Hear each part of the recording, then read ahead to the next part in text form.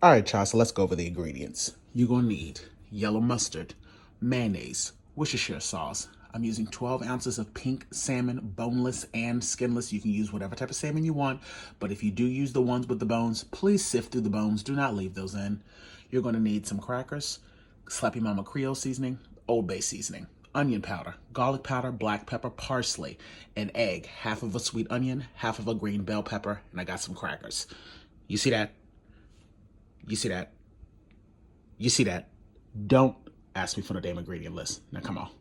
All right, let's go. First things first, add in both cans of the salmon. Both of those cans have been drained. We're gonna go on ahead and crack in our one egg. Add that whole right on in there.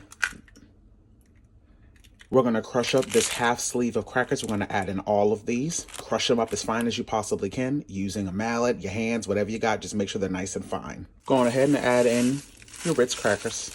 You're going to then mince down the green bell pepper and the onion as small as you possibly can. Do not put in no big chunks. Now that we've gotten these minced down nice and small, we can go on ahead and add these to the bowl. If you're looking for exact measurements, I would say for the minced onion, a little less than about a half a cup, and about the same for the green bell pepper as well.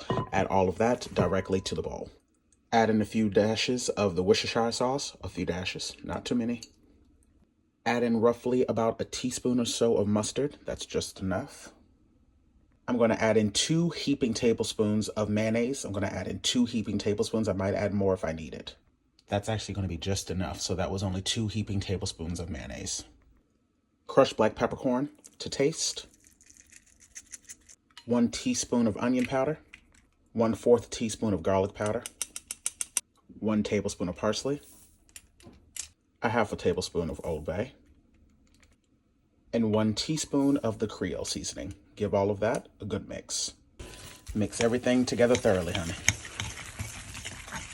In your skillet, go on ahead and add you in some vegetable oil. Do not add in too much. You're only going to shallow fry it.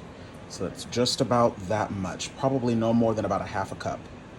This mixture is looking absolutely beautiful. There's no need to pre-patty it. We can honestly just make up the patties and we're going to put it directly into the oil once the oil gets up to temp, which should be around like 350 or so.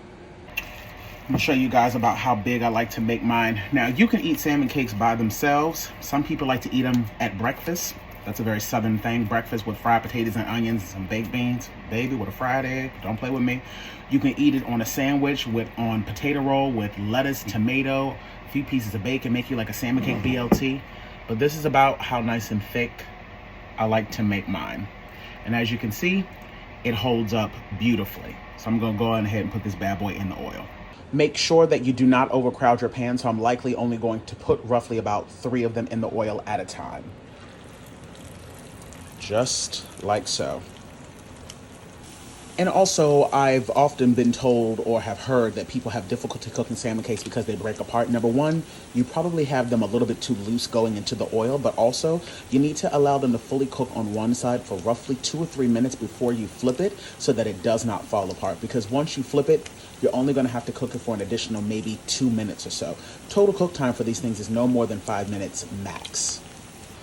A little spatula trick. Anytime I'm using like salmon cakes, fish, crab cakes, I make sure that I get a spatula that is super long and slotted, but it's also flexible. You want something that can move and get up underneath of it so that when you go to flip it, you're not trying to fuss and fight with it. Now that I can see that it's getting nice and golden around the edges, it's safe for me to go on ahead and flip these bad boys over. See how that's nice and brown on one side? That's how I know that I can flip it over without having to worry about it breaking or anything like that. And that, my dears, is how you make a perfect salmon cake.